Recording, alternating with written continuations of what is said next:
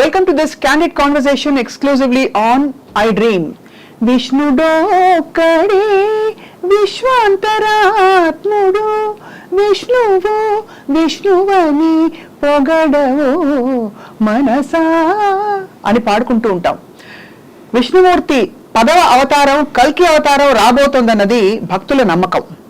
ఈ కల్కి టైటిల్ మాత్రం ప్రస్తుతం సినిమాని గురించి తలుచుకుంటూ చాలా మంది ప్రేక్షకులకి, ముఖ్యంగా ప్రపంచవ్యాప్తంగా ప్రభాస్ ఫ్యాన్స్ కి బజ్ వర్డ్ అయిపోయింది. ఇంతకీ కల్కి సినిమా రిలీజ్ అయిన తర్వాత జరిగిన పరిణామాలు ఏంటి, కల్కి సినిమాలో పొందుపరిచిన అంశాలేంటి, డైరెక్టర్ ఆత్మ ఏమిటి, కథ అంతరాత్మ ఏమిటి, అన్ని విషయాలు ఓపెన్ గా మాట్లాడుకుందాం. I have with me film critic and analyst, senior journalist Bharadwaj గారు. నమస్కారం సార్. నమస్తే అండి. నేను పాడిన సంకీర్తన దాదాపు వర్తిస్తుంది కదా అందరికి? వర్తిస్తుందండి. యా. సో కల్కి అవతారం ఫస్ట్ ఆఫ్ ఆల్ మీకేం అర్థమైంది సార్? సినిమా మంచి టాక్ వస్తుంది, బాగా సూపర్ హిట్ అని అందరూ చాలా అప్రిషియేట్ చేస్తున్నారు. 191 కోట్లు. ఎంత సార్? 191 కోట్లు కలెక్ట్ చేసిందండి. రైట్. ఆ సినిమా 191.5 అనేది ఇప్పుడు అఫీషియల్గా రిలీజ్ చేశారు వాళ్ళు వరల్డ్ వైడ్. అమెరికాలో నిన్న దాదాపు 40 కోట్ల పైన కలెక్ట్ చేసింది అనేది రిపోర్ట్. సో వసూళ్ల పరంగా వాళ్ళు చాలా బ్రైట్గా ఉంది సినిమా. కానీ సినిమాకి సంబంధించి చాలా ఇబ్బందికరమైనటువంటి పరిస్థితులు, అంటే సబ్జెక్టులో సినిమా తీయాలనుకున్నప్పుడు ఆయన ఒక డిజైన్ అనుకున్నాడు. ఈ హాలీవుడ్ సినిమాలు, మార్వెల్ సిరీస్, అలాగే అవెంజర్స్, ఇవన్నీ ఆయన దృష్టిలో ఉన్నాయి. రైట్. ఆ తరహా పద్ధతిలో ఒక, అంటే ఇండియన్ మైథాలజీని ఆ లెవెల్లో తీయాలి అని అనుకున్నాడు ఆయన. ఈ అనుకుని డిజైన్ చేసినటువంటి సినిమా ఇది. అయితే దీనికి ముందు ఒక చేదు అనుభవం ఉంది వీళ్ళకి, ఆదిపురుష్ అనేటువంటి చేదు అనుభవం. అవును. అది కూడా దాదాపు ఇలాంటి ఆలోచనతో మొదలైన సినిమానే. అవును. కానీ రామాయణం ప్రాతిపదికగా తీసుకున్నారు, అది చాలా వికటించింది. ఈ సినిమా ప్రారంభం అప్పుడు ప్రభాస్ తనతో చెప్పాడనే విషయం కూడా ఆయన చెప్పాడు, నాగశ్విన్. రైట్. ఆదిపురుష్ అనుభవం తనతో షేర్ చేసుకున్నాడు, చేసుకున్న విషయం ఆయన చెప్పాడు, అందువలన ఆ జాగ్రత్తలు తీసుకున్నానని చెప్పాడు ఈయన.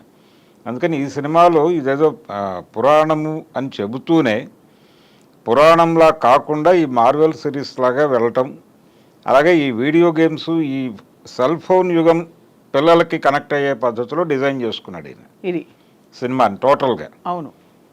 అందులో మనకి హాలీవుడ్ సినిమాల్లో ఈ కల్చర్ చాలా రోజుల నుంచి ఉంది, ఈ కాంప్లెక్స్ అనేటువంటి కాన్సెప్ట్. అవును.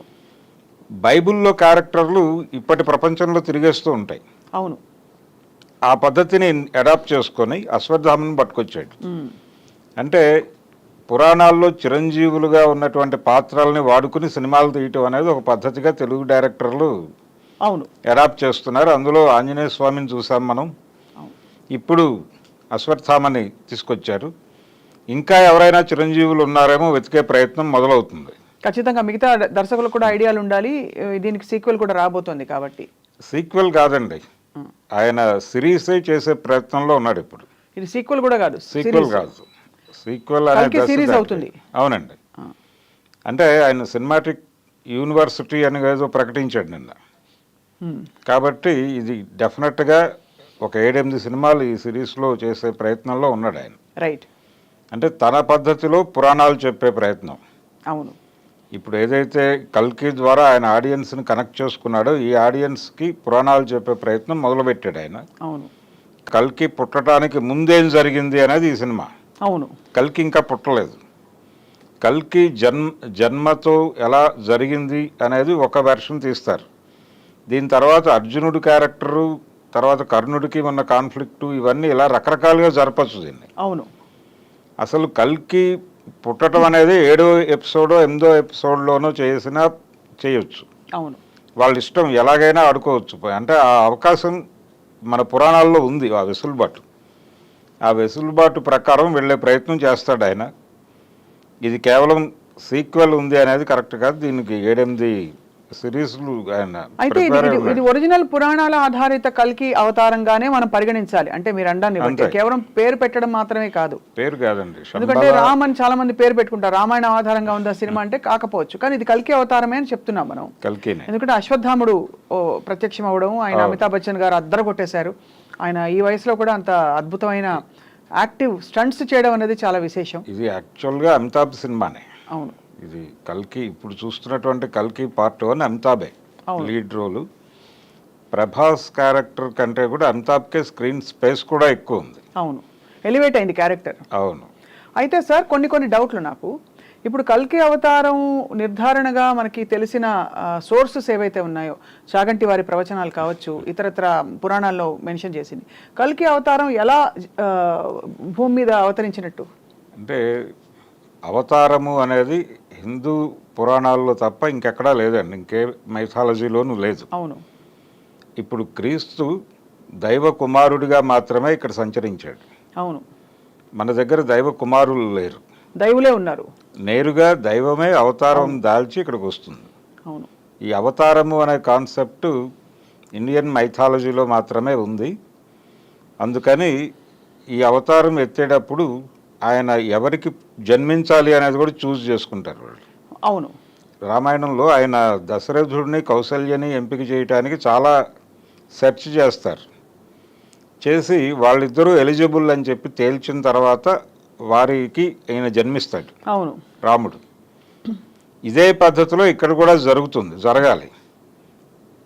విష్ణుయశుడు అనేటువంటి ఒక వ్యక్తి, అలాగే సుమతి, ఈ దంపతులకి జన్మించాడు కల్కి అనేది ఒక నమ్మకం ఉంది. అవును. అయితే దీనిలో ఒక కన్ఫ్యూజన్ ఉంది.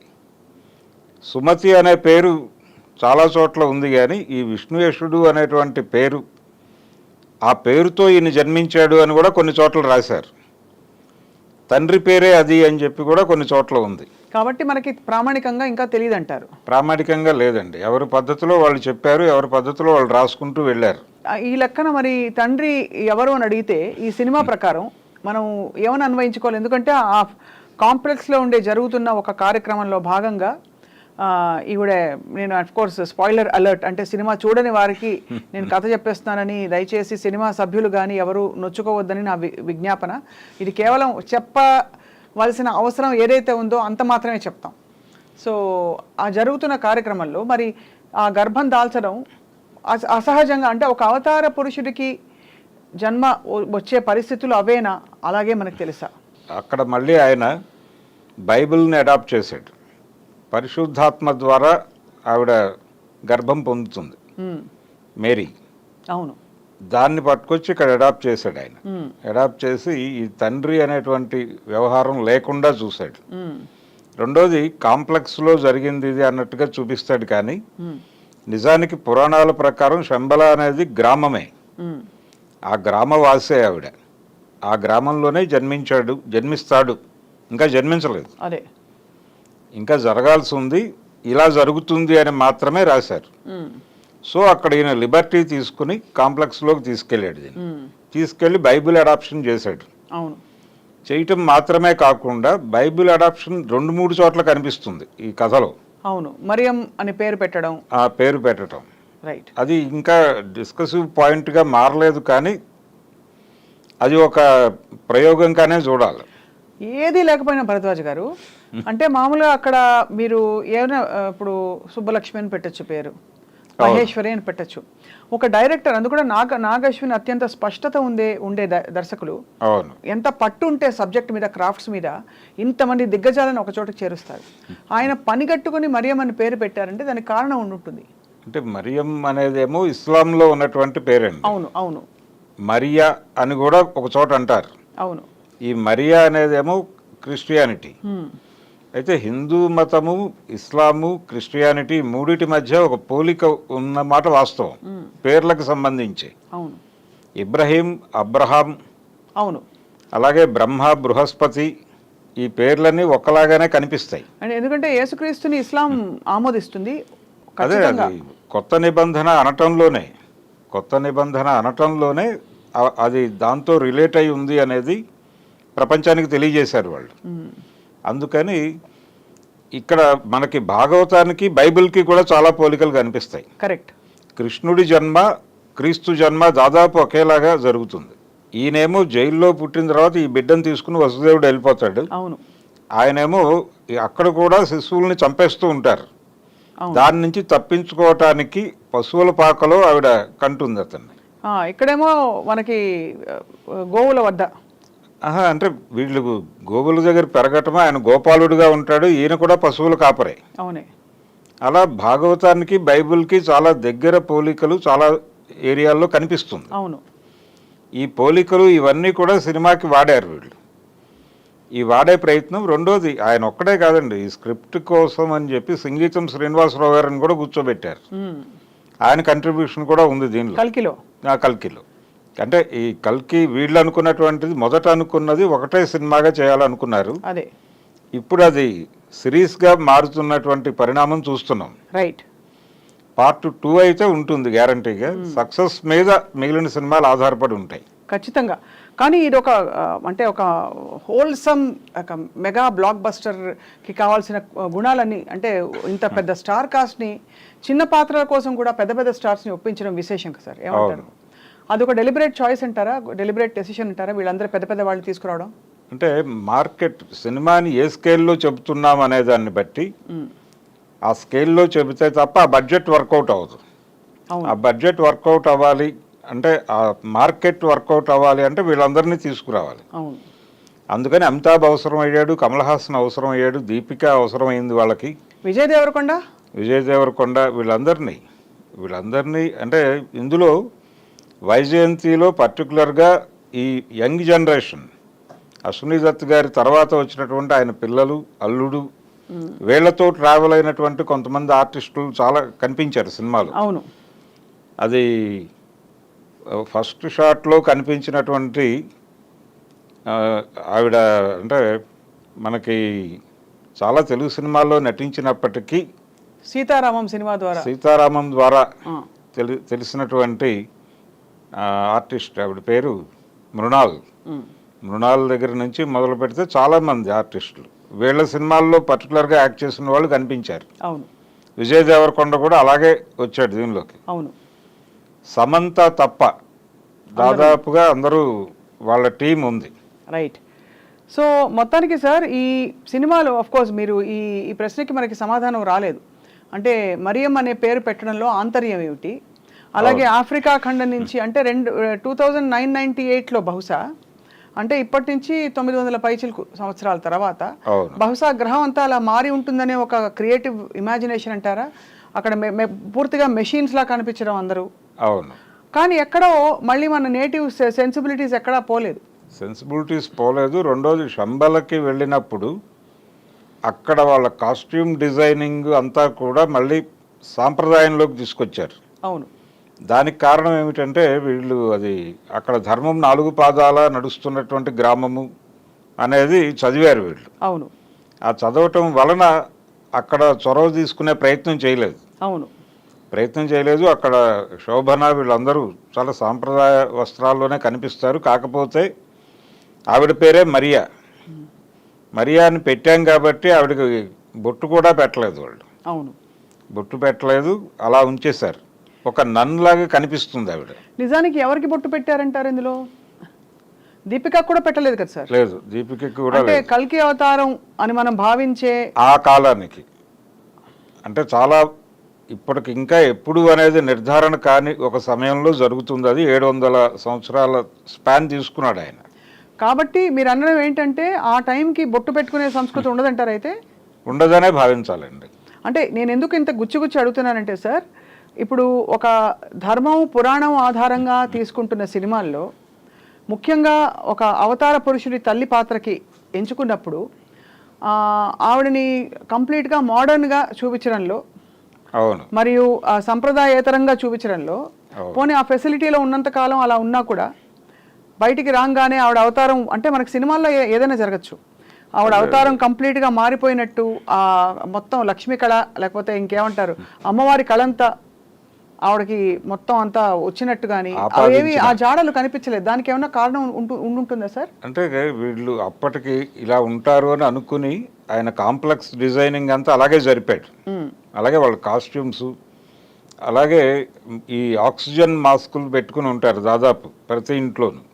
బ్రహ్మానందం క్యారెక్టర్ చూపిస్తాడు, అవును, ఆక్సిజన్ మాస్క్ పెట్టుకుని ఉంటాడు. అంటే స్వచ్ఛమైన గాలి కూడా లేదు అని చెప్పడం అంటే ఇలాంటి సన్నివేశాల దగ్గర ఆయన ఇన్ఫ్లుయెన్స్ ఉందేమో అనిపిస్తుంది సంగీతం గారిది. అంటే ఆయన ఆదిత్యలో ఈ ప్రయత్నాలన్నీ చేశాడు. చమత్కారం కాస్త. ఆయన చమత్కారంలో నుంచి వచ్చిన సన్నివేశాలు ఇవి. దీనిలో నుంచి వీళ్ళు లీడ్ తీసుకుని ఆ కాస్ట్యూమ్స్ కూడా అలాగే డిజైన్ చేశారు.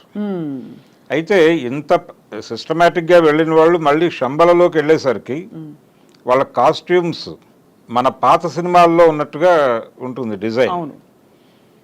అంటే వీళ్ళు ముందుకు వెడుతున్నారా వెనక్కి వెడుతున్నారా అనేటువంటి కన్ఫ్యూజన్ ఉంది. ఈ కన్ఫ్యూజన్కి తోడు ఈ పేర్ల కన్ఫ్యూజన్ ఒకటి. ఎందుకు తీసుకొచ్చాడు అంటే వీళ్ళు బహుశా ఇంటర్నేషనల్ ఆడియన్స్ని అడ్రస్ చేయబోతున్నారు ఈ సినిమా ద్వారా అనేది వాళ్ళకి ముందే తెలిసిన విషయం. అందుకని ఈ తరహా పేర్లు పెట్టుకుంటూ ఏమైనా వెళ్ళారా అనేది. హిందూ మైథాలజీలో మరియా అనేటువంటి పేరు అయితే లేదు. లేదు, దాన్ని పోలినటువంటి పేరు ఇస్లాంలో ఉంది, మరియం అని. ఆ రెండిట్లో ఏదైనా అయి ఉండాలి.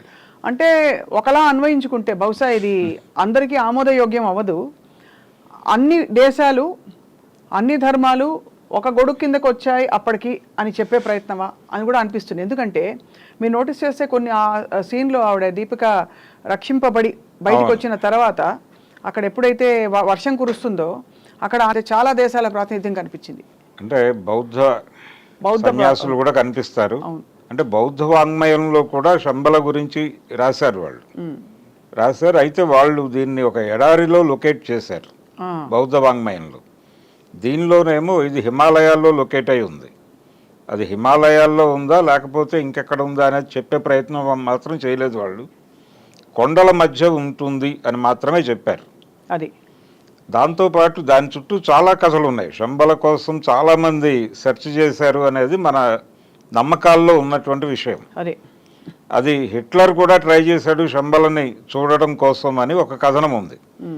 అలాగే 1920 ప్రాంతాల్లో రష్యా వాళ్ళు ప్రయత్నం చేశారని, 30 ప్రాంతాల్లో చైనా వాళ్ళు దానికోసం వెతికారని, ఇలాంటి కథలన్నీ కూడా మేము చదివాము, మేము ఎక్నాలజీ చేస్తున్నాము అని చెప్పే ప్రయత్నం చేశాడు నాగశ్విన్.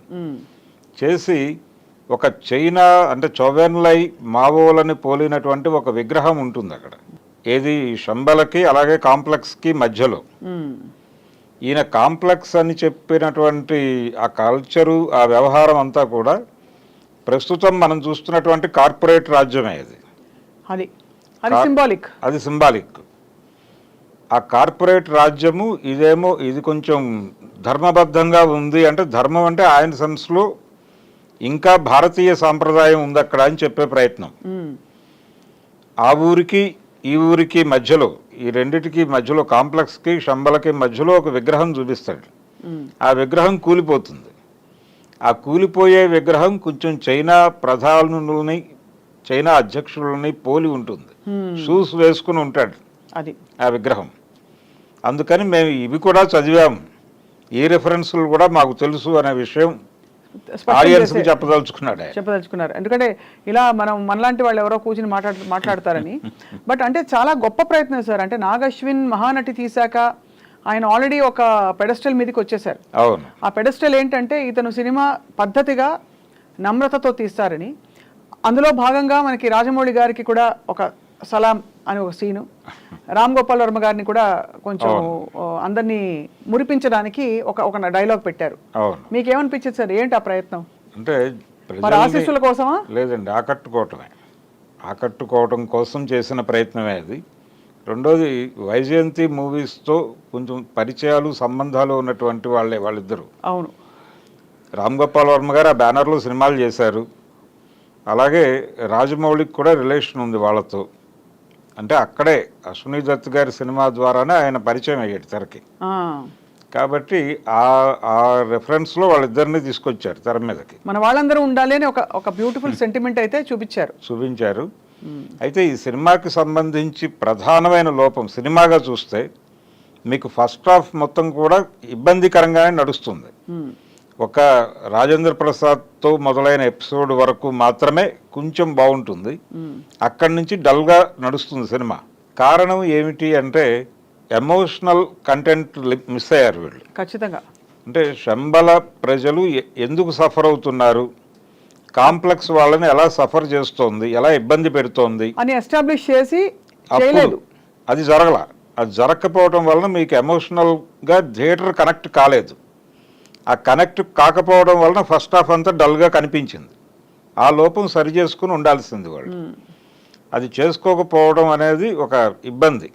రాజమౌళి గారు ఇలాంటివి చాలా సెన్సిటివ్గా పట్టించుకుంటాడు ఆయన. అవును, నెరేషన్లో పట్టించుకుని ఇలాంటి సన్నివేశాలు ఒక 2-3 అలా ఉండేలాగా చూసుకుంటాడు ఆయన. రాఘవేంద్రరావు గారు అయితే ఒక దైవాంశ కూడా తీసుకొచ్చేస్తారు. అంటే ఒక అవతార పురుషుడు గర్భం దాల్చినప్పుడు ఎలా ప్రకృతి మొత్తం యావత్ సృష్టి అంతా కూడా కదిలిపోతుందో, పులకించిపోవడం, అలాగే దేవతలు ఎలా పైనుంచి ఆశీర్వదించి వాళ్ళు కూడా సంబరం జరుపుకుంటారు. అన్ని లోకాల తాలూకు ఇవి ఎక్కడో అంతంతా అందిస్తారు. అవును, అన్నమయ్యే తెలుగు పదానికి జన్మదినం అని ఆయన చెప్పడం ద్వారా బోర్డు కథ చెప్పేశారు ఆ 4 లైన్లో. కానీ ఇక్కడ పాటలు లేకపోవడం మరొక విశేషం సార్. అంటే ఉండనట్టు ఉన్నాయి పాటలు. వీళ్ళు వాడాలని అనుకోలేదండి. పాటల మీద సినిమా నడపాలనేటువంటి ఏ రకమైన అభిప్రాయం వాళ్ళకి లేదు. టైం లేదు పాటలకి, అసలు టైం లేదు. టైం లేకపోవడానికి కూడా అంత పెద్ద ఇదేం కనబడలేదు అక్కడ. ఎంతసేపు అది మెకానికల్గా నడుస్తుంది సినిమా. అవును, ఫస్ట్ హాఫ్ అంతా. రెండోది కర్ణుడి క్యారెక్టర్, కర్ణుడి పాత్ర అనేది వాళ్ళు చివరిలో చెప్పేశారు. చెప్పిన తర్వాత అంటే అప్పటి వరకు తన చేతికర్రగా వాడింది కర్ణుడి చాపము అని ఆయన అమితాబ్ క్యారెక్టర్తో చెప్పించారు. అయితే కర్ణుడు అక్కడేమో అర్జునుడిగా విజయ్ దేవరకొండను చూపించిన తర్వాత కర్ణుడు నేను ఇప్పటివరకు ఏ యుద్ధంలోనూ ఓడిపోలేదు అంటాడు ఆయన. ఇప్పుడు దాని మీద బయట ట్రోల్ మొదలైంది. ఆ కర్ణుడు జీవితం అంతా ఓటమే కదా, ఆ డైలాగ్ ఎందుకు పెట్టారు అని మాట్లాడుతున్నారు. కానీ నిజానికి గెలిపే అయింది. కర్ణుడి క్యారెక్టర్ని ఒక అంటే ఆయన ఏదో ఓడిపోయాడు అన్న సెన్స్లో, అర్జునుడి చేతిలో చనిపోయాడు కాబట్టి ఓడిపోయాడు అన్నట్టుగా మాట్లాడుకోవాల్సిన అవసరం లేదు. ఆ ఓటమికి కారణాలు కూడా ఎస్టాబ్లిష్ అయి ఉన్నాయి, జనాలకి గుర్తుండి ఉంటాయి. అవును, ఆయనకు అనేక శాపాలు ఉన్నాయి. ఆ శాపాల ప్రభావం వలన చనిపోయాడు అనేది ఒక ఎస్టాబ్లిష్మెంట్ ఉంది. అలాగే ఆయన రాధేయుడిగా పిలిచారు, అలాగే సూతపుత్రుడు అన్నారు ఆయన్ని. రిజర్వేషన్ సందర్భంగా ప్రతిభ అనేటువంటి ఒక ఆర్గ్యుమెంట్ వచ్చింది. అంటే ప్రతిభ అనే పేరుతో కింది కులాల వాళ్ళ మీద పై కులాల వాళ్ళు అజమాయిషీ చేస్తున్నారు అనేటువంటి ఒక ఆర్గ్యుమెంట్ వచ్చింది. అంటే వాళ్ళకి పుట్టుక రీత్యా ఇంట్లోనే చదువు ఉంటుంది, వాళ్ళు అక్కడే నేర్చుకుంటారు ఇంట్లోనే. అంటే అక్షరాభ్యాసం అనేది ఒక కార్యక్రమంతో వాళ్ళకి చదువు చెప్పడం అని మొదలై వాడు ఫస్ట్ క్లాస్లో చేరే టైంకే చాలా స్కాలర్ అయి ఉంటాడు. రైట్. కింది కులాల నుంచి, దళిత కులాల నుంచి వచ్చే కుర్రాళ్ళకి ఆ రకమైనటువంటిది ఏది ఉండదు, అక్కడే నేర్చుకోవాలి వాళ్ళు ఏది నేర్చుకున్నా. అవును. దాంతో వాళ్ళకి వీళ్ళకి మధ్య గ్యాప్ విపరీతంగా ఉంటుంది. ఈ గ్యాప్ ఉండటం అనేది వీళ్ళిద్దరినీ ఒకేసారి పోటీకి పెట్టడం రైట్ అన్నప్పుడు కుంటివాడిని కాళ్ళు ఉన్నవాడిని కలిపి ఒకే లైన్ మీద నుంచోబెట్టి పరిగెట్టమన్నట్టు అవుతుంది. ఇది ఒక సినిమాలో మోదుకూరి జాన్సన్ గారు రాశాడు డైలాగు. అదే అంటే కర్ణుడి క్యారెక్టర్కి కథానాయకుని కథానే ఎన్టీ రామారావు గారి సినిమా, దానిలో ఆయన సినిమా యాక్టరు కర్ణుడి క్యారెక్టర్ చేస్తాడు. కుంతి వచ్చి అడుగుతుంది, అడిగినప్పుడు ఆయన చెప్తాడు అర్జునుడిని క్షమించే ప్రసక్తి లేదు, నేను అర్జునుడిని చంపడం కోసమే నన్ను తీసుకున్నాడు ఆయన దుర్యోధనుడు, కాబట్టి ఖచ్చితంగా ఆ పని చేసి తీరాలి. అది ఎందుకంటే నాకు అవమానం జరిగినప్పుడు, నా ఆత్మాభిమానం గాయపడినప్పుడు మీరందరూ ఉండి కూడా ఎవరు ముందుకు రాలేదు. అతను ముందుకొచ్చి నాకు రాజ్యం ఇచ్చాడు, రాజ్యం ఇచ్చి రాజును చేశాడు. అంటే క్షాత్రం ఉన్నవాడే క్షత్రియుడు అనే దాన్ని అంగీకరిస్తూనే రాజ్యం ఉన్నవాడే రాజు అనే ఆర్గ్యుమెంట్ పట్టుకొచ్చారు వాళ్ళు. అప్పుడు వెంటనే రాజ్యం ఇచ్చాడు ఇతను నాకు. అంత చేసినటువంటి దుర్యోధనుడికి నేను ఏదో ఒకటి చెయ్యాలి కదా, అది అందుకని నేను అర్జునుడిని అయితే క్షమించను అని చెబుతూ నేను ఇందాక చెప్పిన ఆర్గ్యుమెంట్ అంతా మాట్లాడతాడు. ఎన్టీ రామారావుతో మాట్లాడిస్తాడు ఆయన మోదుకూరి జాన్సన్. నాకు ప్రతిభ ఎక్కడిది అర్జునుడికి ఉన్నట్టు, ఆయనకి ఇంట్లో నుంచే ప్రతిభ మొదలవుతుంది, మాకెక్కడ మొదలైంది అని మొదలు పెడతాడు డైలాగ్. ఈ తరహా ఆర్గ్యుమెంటు ఇవన్నీ ప్రభాస్ క్యారెక్టర్లో కొంత కనిపించినాయి. అంటే కొంచెం రెబల్గా ఉంటాడు, కట్టుబడి ఉండడు, దేనికి కట్టుబడి ఉండడు. అలాగే ఇంకొక ధోరణి ఉంటుంది, అందులోకి వెళ్ళాలి అనేటువంటి కోరిక, అది కాంప్లెక్స్లోకి వెళ్ళాలి అనేటువంటి కోరిక, ఆ లైఫ్ చూడాలనేటువంటి కోరిక, అంబిషన్, ఆస్పిరేషన్. అవి రెండు ఉంటాయి. దాన్ని సాధించుకోవడానికి ఏదైనా చేయాలనుకుంటాడు. ఆ లక్షణాలన్నీ అలా పెట్టారు. అదే ఉద్దేశం. అది కానీ ఒకలా చూస్తే మరి ఫ్రాంక్లీ చాలాసేపు అయితే ప్రభాస్ నెగిటివ్ షేడ్లో ఉన్నట్టే మనం అన్వయించుకోవాలి ఇక్కడ. ఎందుకంటే మనకి అమితాబ్ బచ్చన్ గారు ఈయన ఉన్న ఎడతెరిపి లేని స్టంట్ సీక్వెన్స్లు, ఏదో 2 సార్లు కొట్టుకుని వీళ్ళు ఆయన 2 కొట్టారంటే కాకుండా పావు గంట లాగారు దాన్ని. విజువల్ వండర్గా నడపాలి అనుకుని చేసినటువంటి ఒక ఫైట్ సీక్వెల్ అది. అవును, సీక్వెన్స్. అయితే అమితాబ్ పట్ల ఆడియన్స్కి ఒక సింపతి, అంటే తనేమో ఆ అమ్మాయిని కాపాడటం కోసం ప్రయత్నం చేస్తూ ఉంటాడు, ఇతను తీసుకెళ్ళి అప్పచెప్పేయాలని ట్రై చేస్తూ ఉంటాడు. అప్పచెప్పడం ద్వారా డబ్బులు వస్తాయి అతనికి, అతని ఇమ్మీడియట్ ప్రయోజనం అది. ఇక్కడ నాకు ఇంకొకటి గుర్తొచ్చింది. జనరల్గా సమాజంలో చాలా గ్రామాల్లో ఊళ్ళల్లోనేమో కమ్యూనిస్టు జెండాలు ఉంటాయి అగ్రకులాల ఇళ్ల మధ్యలో. దళితవాడలో మాలపల్లిలో కావచ్చు, మాదిగూడెంలో కావచ్చు కాంగ్రెస్ పార్టీ దిమ్మలు ఉంటాయి. ఎందుకుంటాయి అంటే వాళ్ళకి రోజువారీ జీవిత యుద్ధమే. అవును, అందుకని వాళ్ళకి ఎవరో ఒకళ్ళ ఆసరా కావాలి. కరెక్ట్. అందుకని వాళ్ళు పాలక పార్టీలతోనే ట్రావెల్ అవుతారు. ఏదో పద్ధతులు రోజు గడవాలి కాబట్టి వీళ్ళకి వెసులుబాటు ఉంటుంది. వీళ్ళు ఉద్యమ ప్రవచనాలు ఇవన్నీ బాగా చెప్పగలరు. అందుకని కమ్యూనిస్టు పార్టీ జెండాలు ఇక్కడ కనిపిస్తాయి. దీన్ని ఒక రైటరు సెటైరికల్గా చెప్తూ మేడే వర్ధిల్లాలి అని రాసేవాళ్ళు గోడల మీద. నాకు అప్పుడు అర్థమయ్యేది కాదు, తర్వాత మేడల మీద ఎర్ర జెండాలు చూశాక అర్థమైంది. మేడే వర్ధిల్లాలి అంటే ఇదే అనుకున్నాను నేను అని చాలా ఒక దళిత రచయిత రాశాడు. అలాంటి పరిస్థితులు కనిపిస్తాయి మనకి. అంటే వీళ్ళు వాళ్ళని విమర్శిస్తారు, మీకు ఆ దోపిడీ పార్టీలనే మిమ్మల్ని పీల్చి పిప్పి చేస్తాయి అని మాట్లాడతారు, కానీ వాళ్ళ రోజువారీ అవసరం అది. అంతే. అందుకని అక్కడే బతుకుతూ ఉంటారు వాళ్ళు. అది కూడా నాకు ఇక్కడ కన్వే అయింది. అంటే ఇతను ఆ అమ్మాయిని తీసుకెళ్ళి ఏదో రకంగా అప్పచెప్పి బెటర్ లైఫ్లోకి వెళ్ళాలి, ఏదైనా చేసి వెళ్ళాలి అనేటువంటి ఒక తాపత్రయం అది బాగా అనిపించింది. అది నెగిటివ్గా జనాలకి కన్వే అవుతుంది అనేటువంటి ప్రచారం జరుగుతోంది ఇప్పుడు. అవును, ఆ ప్రచారం దాంతోపాటు కర్ణుడి క్యారెక్టర్ మీద కూడా ఇప్పుడు చాలా ట్రోల్ చేస్తున్నారు. అంటే ఎందుకంటే సార్ దానికి కారణం, నేను ప్రభాస్ అభిమానిగా చెప్తున్నాను, ప్రభాస్ని ఉత్తమోత్తముడు, ఆదర్శ పురుషుడు, తర్వాత ఇంకేం చెప్పాలి ఆది పురుషుడు అలా చూసి అలవాటు అయిపోయింది. అంటే అన్ని ధర్మబద్ధంగా ఉండే ప్రభాస్ చిన్న చిన్న చిలిపి అల్లర్లు చేసినా కూడా అవి కూడా ధర్మం పరిధిలోనే ఉంటాయని. ఇక్కడ తెలిసి ఒక ఆడపిల్లకి అన్యాయం జరుగుతుందని తెలిసి వెళ్ళి ఇచ్చేస్తున్నాడు, ఆ అమ్మాయిని తీసుకెళ్ళి అక్కడ అప్పచెప్పే ప్రయత్నం చేస్తున్నాడు డబ్బుల కోసం అనే విషయాన్ని మిగతా హీరోలు అయితే పర్లేదు, గ్రే షేడ్స్ ఉండేవాడు. ప్రభాస్ ఉత్తమోత్తముడు కాబట్టి, పురుషోత్తముడు కాబట్టి కష్టం జీర్ణించుకోవడం చాలా. బట్ అయినా కూడా చాలా కన్విన్సింగ్గా, చాలా చాకచక్యంగా నడిపించారు నాగశ్విన్. అయితే ఇక్కడ ఇంకోటి మీరు అన్నారు కాబట్టి, అశ్వత్థామ అలాగే కర్ణుడు వీళ్ళిద్దరూ కూడా కౌరవ సేనలో ప్రముఖ స్థానాల్లో ఉన్నటువంటి వ్యక్తులే. పాండవులు ధర్మబద్ధంగా ఉన్నారు, లేకపోతే కృష్ణుడు వీళ్ళ వైపు ఉన్నాడు, కౌరవులు దుర్మార్గులు అనే నేరేషన్ ఒకటి ఉంది కాబట్టి ఆ యాంగిల్లో చూస్తే వీళ్ళిద్దరూ అక్కడే ఉన్నారు. వీళ్ళిద్దరు మాత్రమే కాదు, అదే ద్రోణుడు, భీష్ముడు వీళ్ళందరూ కూడా అక్కడే ఉన్నారు. అయితే వీళ్ళందరూ ఎందుకున్నారు అక్కడ, కౌరవ సేనలో ఎందుకున్నారు అంటే వీళ్ళ ధర్మం ప్రకారం అక్కడే ఉండాలి, అక్కడ ఉండటం ద్వారానే వాళ్ళు ధర్మాన్ని నిలబెట్టిన వాళ్ళు అవుతారు, వాళ్ళ ధర్మాన్ని మేరకుండా అక్కడ ఉన్నారు అది అనేది ఒకటి ఎస్టాబ్లిష్మెంట్ అయి ఉంటుంది భారతంలో. అవును. దుర్యోధనుడు ఎందుకు కర్ణుడిని ఎంకరేజ్ చేస్తాడు అంటే వీళ్ళందరూ నా శిబిరంలో ఉన్నారు, యోధాను యోధులు, భీష్ముడు ఉన్నాడు, ద్రోణుడు ఉన్నాడు, కృపాచార్యుడు ఉన్నాడు, అశ్వత్థామ ఉన్నాడు, కానీ వీళ్ళ మనసులో అర్జునుడి మీద ఒక సాఫ్ట్ కార్నర్ ఉంది అని గుర్తించి వీళ్ళతో సంబంధం లేకుండా నేరుగా తనతో కాంట్రాక్ట్లో ఉండేటువంటి ఒక యోధుడి కోసం ప్రయత్నించి కర్ణుడిని ఐడెంటిఫై చేసి తను పికప్ చేస్తాడు. అవును. అందుకని కర్ణుడు ప్రత్యేకం, కర్ణుడికి దుర్యోధనుడు ప్రత్యేకం. అవును. ఇది కూడా ఒక చిన్న కాంట్రోవర్సీ లాంటిది ఈ రెండు పాత్రల మధ్య నడిపే అవకాశం ఉంది. కరెక్ట్. కర్ణుడికి అశ్వత్థామకి మధ్య, అంటే ద్రోణుడికి కర్ణుడికి కూడా గ్యాప్ ఉంటుంది మహాభారతంలో. అలాగే మిగిలిన భీష్ముడికి కర్ణుడికి మధ్య గ్యాప్ ఉంటుంది. ఆయన చివరిలో చనిపోయే ముందు సారీ చెప్తాడు కర్ణుడికి, నేను వాంటెడ్గానే నిన్ను దూరం పెట్టాను అని. అవును.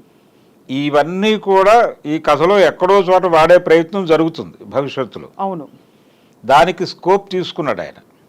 కాబట్టి ఇలా గ్రే షేడ్స్లో వదిలేశారు క్యారెక్టర్స్ని. అవును, రైట్. మొత్తానికి సార్ అయితే ఇది మీ దృష్టిలో ఒక అంటే ఎన్నో సినిమాలు చూసాం, మనకి పురాణ ఆధారిత సినిమాల జాబితాలో ఇప్పుడు కల్కి అని పేరు పెట్టుకుంటే పవర్ఫుల్గా అది చేరింది, కానీ కిరీటాలు, పంచలు, ఇంకా పుష్పవనాలు లేని ఒక పురాణ గాథని మనం ఈ విధంగా మోడర్న్ టెక్నాలజికలీ అడ్వాన్స్గా చూసాం. కృష్ణుడి పాత్ర చూపించారు ఈ సినిమాలో. ఎక్కడ అంటే మీకు ప్రారంభంలో కృష్ణుడు మాట్లాడి వెళ్ళిపోతాడు, ఎక్కడా ఫేస్ కనబడదు. ఒక పింఛం ఉంటుంది, తలపాగా చుట్టుకుని ఉంటాడు, ఓ లాల్చీ లాంటిది ఏదో వేసుకుని ఉంటాడు. ఆ గెటప్ మనం జనరల్గా మన పౌరాణిక చిత్రాల్లో ఉండేటువంటి గెటప్ కాదు అది. అది కూడా ఈయన ప్రపంచ ప్రేక్షకుల కోసం మార్చిన డిజైన్ అని నేను అనుకుంటున్నాను. అంటే ఇస్కాన్ వాళ్ళు ప్రమోట్ చేసినటువంటి ఒక ఇమేజ్ ఉంది, ఆ నమూనాలో ఈ సినిమాలో కృష్ణుడు కనిపిస్తాడు తప్ప మన ఎన్టీ రామారావు గారు వీళ్ళు కనిపించినట్టుగా కృష్ణుడు ఉండడు. అవును, ఇంకొక చొరవ తీసుకుని ఉంటే బాగుండేది అనిపించింది నాకు. అంటే కృష్ణుడిని వీళ్ళు ఎన్టీఆర్నే తీసుకుని ఆర్టిఫిషియల్ ఇంటెలిజెన్స్లో రీక్రియేట్ చేసుంటే బాగానే ఉండేది, కానీ ఆ ప్రయత్నం కూడా చేయలేదు. చేయకుండా ఆ 2 నిమిషాలు ఆ జస్ట్ డైలాగ్ చెప్పి వెళ్ళిపోతాడు అతను. వీళ్ళు శ్యామ్ బెనగల్ గారి ఇమేజ్ పట్టుకున్నారు. శ్యామ్ బెనగల్ గారు డిస్కవరీ ఆఫ్ ఇండియా దూరదర్శన్ కోసం చేసినప్పుడు అలాంటి రూపమే ఇచ్చాడు కృష్ణుడు. దాన్ని వీళ్ళు యాజ్ ఇట్ ఈజ్గా తీసుకుని వాడారు. అది ఇస్కాన్ నుంచి తీసుకున్నది. రైట్. అది ఒక కోణం కనిపిస్తుంది. ఇలా ప్రతి విషయంలోనూ అంటే కొంచెం మోడ్రన్ సొసైటీకి కనెక్ట్ చేయాలి పురాణాలని, అలాగని పురాణం చెప్తున్నాము అనే ఇంప్రెషన్ ఇవ్వకూడదు. ఈ జాగ్రత్తలన్నీ తీసుకున్నాడు ఆయన. ఎక్కడైతే ఆది పురుషులో ఓం రౌత్ తడబాటుకి గురయ్యాడో ఈయన తడబడకుండా చాలా జాగ్రత్తగా వాటిని వాడుకుంటూ వెళ్ళాడు. అమితాబ్ క్యారెక్టర్ని ఎక్కడా ఇబ్బంది పెట్టలేదు. అవును, ఇతనికేమో ఆ స్పృహ ఉండదు. కర్ణుడు ఇదేమో తర్వాత జన్మ, కర్ణుడు చనిపోయి మళ్ళీ జన్మించాడు. ఇది జన్మ కాదు, ఈయన చిరంజీవి, అలా నడుస్తున్నాడు ఈయన. కాబట్టి ఆయనకు అన్ని యుగాలు గుర్తుంటాయి. అన్ని యుగాలు గుర్తుంటాయి, ఆయన గెటప్ అలాగే ఉంటుంది. ఇప్పుడు బుద్ధావతారాన్ని ఈ పర్టికులర్ ఈ సినిమా ఆమోదించినట్టు అనుకోవాలా మనం? ఆమోదించినట్టేనండి. మనకి మత్స్య కూర్మ వరాహ, అలా నారసింహ, అలా మనకి పరశురామ, ఇవన్నీ చూసుకుంటే వామన, పరశురామ, అంటే గౌతమ బుద్ధుణ్ణి కూడా అవతారాల్లో కలిపారు. కానీ అది ప్రామాణికమా? ప్రామాణికం కాదు. కాదు కాదు ఎందుకంటే ప్రామాణికంలో యాక్చువల్లీ 22 అవతారాలు ఉన్న ఒక పురాణం కూడా ఉందిట మనకి. సో ఆ విధంగా అయితే మరి మొత్తానికి కల్కి సినిమాకి అనేక సీక్వెల్స్ రాబోతున్నాయి. అనేక సీక్వెల్స్ అండి. అంటే ఇప్పుడు ఇది అంతమై మళ్ళీ కృతయుగం మొదలవ్వాలి. అవును, కృతయుగం మొదలవ్వాలి, ఇది అంతం కావాలి. కలియుగం అంతం అవ్వాలి సార్. కలియుగం అంతం అవ్వాలి. కలియుగం అంతమై ఆ తర్వాత కల్కి అవతారం వస్తుందా? లేదండి, కల్కి వచ్చి కలిపురుషుడిని చంపేస్తాడు. అంతే కదా. అదే మరి ఈ కలిపురుషుడి డిజైనింగ్ అంతా కూడా కంసపాత్ర లాగా నడిపారు. నడిపి అంటే తనని చంపేటువంటి వాడు ఇక్కడ ఇప్పుడు జన్మించబోతున్నాడు అనేటువంటి విషయం ఆయనకు తెలుస్తుంది. అందుకని వీళ్ళందరినీ తీసుకెళ్ళి అక్కడ ఆ ల్యాబ్లో బంధించి ఉంచుతాడు. ఇది కూడా భాగవతం నుంచి తీసుకున్న రెఫరెన్స్. అంటే కలిపురుషుడిగా కమల్ హాసన్ చేసిన క్యారెక్టర్ని కంసుడి పద్ధతిలో డిజైన్ చేశారు. అవును, ఆ ధోరణి కనిపిస్తుంది. ఇక పుట్టేశాడు, పుట్టేస్తున్నాడు అనే విషయం క్లారిటీ వచ్చేసింది. శంబలలో ఉంది అమ్మాయి అనేది క్లారిటీ వచ్చిన తర్వాత ఇప్పుడు నేనే బయలుదేరుతున్నాను అంటాడు ఆయన. అంటే కల్కి జన్మ తర్వాత జరిగేటువంటి కాన్ఫ్లిక్ట్ ఇవన్నీ నేను నెక్స్ట్ పార్ట్లో చూపించబోతున్నాను అని ఇండికేట్ చేశాడు. అవును, డైరెక్టర్. ఇంకా అనేక విషయాలు పట్టుకురావాల్సినవి ఉన్నాయి కాబట్టి 3-4 సినిమాలు చేసే ఇది ఉంది. కానీ ఇది ఎమోషనల్ డ్రైవ్ ఉండాలి. మీరు తెలివిగా ఈ నెక్స్ట్ రాబోయే సీక్వెల్స్లో అది తప్పకుండా మరింత పొందుపరుస్తారని అనిపిస్తుంది సార్. ఇక్కడ ఏమైందంటే ముందు మొదలు పెట్టేసి బహుశా ఆ తర్వాత అప్పటికే 3 గంటల పైన సినిమా. అవును, కాబట్టి దాన్ని ఇంకా జస్టిఫై చేయడానికి ఎంతకంటే నిడివి పెంచలేరు. అంటే వీళ్ళు మొదట అనుకున్నది 2 భాగాలని కూడా అనుకోలేదండి. 2 భాగాలు అనుకోలేదు, ఒకటే సినిమా అని అనుకున్నారు. మొదలైన తర్వాత సీక్వెల్ ఆలోచన వచ్చింది. దాని ఎక్స్టెన్షన్లో వీళ్ళకి సిరీస్ కూడా చేయటానికి అవకాశం ఉంది అని అనిపించింది. అదే అనిపించి ఆ తరహా స్టేట్మెంట్ ఇచ్చాడు ఆయన. అందుకని కొంత మొదటి భాగం అంటే ఫస్ట్ హాఫ్ కొంచెం ఇబ్బంది పెట్టింది. అక్కడికి రాజేంద్ర ప్రసాద్ ఉన్నంత వరకు ఆ ఎమోషన్ నడిపాడు అతను. దానికంటే కూడా బలమైనటువంటి ఎమోషన్ సీన్స్ 2-3 ఉండాలి. శంబల ఎక్కడ సఫర్ అవుతోంది, ఆ ప్రజలు ఎందుకు దాని మీద పోరాటం చేయాలనుకుంటున్నారు, వీళ్ళందరినీ తీసుకెళ్ళి ఏం చేయబోతున్నాడు అతను, దీనికి సంబంధించినటువంటి కొన్ని ఎమోషనల్ సీన్స్ పడుంటే బహుశా ఇది నెక్స్ట్ లెవెల్లో ఉండేది. అయితే ఎక్కడా కూడా ఇబ్బంది పెట్టలేదు. ఇబ్బంది పెట్టకపోవటం అనేది అంటే ప్రధానంగా ఒక పాత ఇది ఉంది, పురాణ విమర్శ చేయొచ్చు కానీ రెడిక్యూల్ చేయకూడదు, ఖచ్చితంగా అపహాస్యం చేయకూడదు. ఇందులో అపహాస్యం చేసినట్టుగా అనిపించలేదు. కొంచెం లిబర్టీ తీసుకున్నాడు. ఆ లిబర్టీ తీసుకునేటువంటి ప్రయత్నంలో ఒక అడుగు అటు ఇటు పడింది కానీ అపహాస్యం చెయ్యాలి అనేటువంటి ధోరణి కనిపించలేదు. రైట్. ఆ కనిపించకపోవడం వలన సినిమా కొంత సేవ్ అయింది. ఇప్పుడు కూడా కొంతమంది విమర్శలు మొదలైనాయి ఇప్పుడిప్పుడే సోషల్ మీడియాలో. ఇది దానవీర సూరకర్ణ ఈ సినిమాల్లో కనిపించినటువంటి ఒక ధోరణి, అంటే బ్రాహ్మణ వ్యతిరేక ధోరణి ఏదో ఈ సినిమాలో కూడా నర్మగర్భంగా కనిపిస్తోంది అని 2-3 మాట్లాడటం మొదలైంది. ఇంకా అది మెయిన్ స్ట్రీమ్లోకి రాలేదు కానీ ఆ ఆలోచన వచ్చింది, ఆ ఆలోచన మొదలైంది ఒక స్రవంతి. చూడాలి అది ఎలా ఏ షేప్ తీసుకుంటుంది అనేది. కానీ చాలా రసవత్తరమైన సంభాషణ సార్ ఇది భరద్వాజ్ గారు. ఇంకా మరి ఒకటి మరియం, తర్వాత దీపిక ఆహార్యం, తన వేషధారణ, వీటిపై తప్పకుండా స్పష్టత వస్తుంది రాబోయే రోజులోని. తను మాట్లాడతాడు డెఫినెట్గా. నాగశ్విన్ మాట్లాడినప్పుడు ఆయన కాంటాక్ట్ చేసే ప్రయత్నం మేము చేస్తున్నాం. ఆయన మాట్లాడినప్పుడు బహుశా అన్నీ మనకి తేటతెల్లం అవుతాయి. ప్రస్తుతానికి కల్కి టీం అందరికీ మనస్ఫూర్తిగా అభినందనలు for this grand wonderful attempt. అంటే ఇంతమందిని ఒక్క తాటిపైకి తీసుకురావడం, పాన్ ఇండియాని మించిపోయిన సినిమా ఇది. అంటే తెలుగు సినిమా ఈ లెవెల్లో చేయవచ్చు అనేది తను చూపించాడు. అంటే రాజమౌళి కూడా ఇలాంటి ప్రయోగాలు చేయలే. తను పాన్ ఇండియా మార్కెట్ని అడ్రస్ చేయాలనుకున్నప్పుడు ఒక జానపద కథతో వెళదామనే పద్ధతిలోనే ఆలోచించాడు. అవును. ఈయన దాన్ని మించి వెళ్ళాడు. అంటే తను ఆ సినిమాలు చూస్తూ పెరిగినటువంటి జనరేషన్. అవును. నాగశ్విన్ కూడా ఈ మార్వెల్ సిరీస్ ఇవన్నీ చూస్తూ పెరిగాడు అతను. ఈ టెక్నాలజీతో పాటు పెరిగాడు. అందుకని ఆ డ్రీమ్ ఉంది అతనికి, ఆ డ్రీమ్ ఉంది. అలాంటి సినిమా ఒకటి చెయ్యాలి అనేటువంటి తపనలో నుంచి ఒక ఆలంబనగా ఆయన ఇండియన్ మైథాలజీని తీసుకున్నాడు. ఇంకొంచెం లోతులోకి వెళ్ళగలిగితే, ఇంకొంచెం టచ్ అయ్యే హార్ట్స్, ఇంకొంచెం జనాల్ని తనలోకి తీసుకునేటువంటి అవకాశం దొరుకుతుంది అతనికి. ఖచ్చితంగా సార్. రాబోయే ఈ సీక్వెల్స్లో కోరుకుందాం. కూడోస్ టు అశ్విని దత్ గారు. ఆయన ఇద్దరి కుమార్తెలు చాలా సమర్థవంతంగా వైజయంతి మూవీస్ సంస్థని నడిపిస్తున్న ప్రియాంక, స్వప్న దత్ ఇద్దరికి కూడా మనస్ఫూర్తిగా అభినందనలు చెప్తూ thank you so much sir. నమస్కారం. నమస్తే అండి.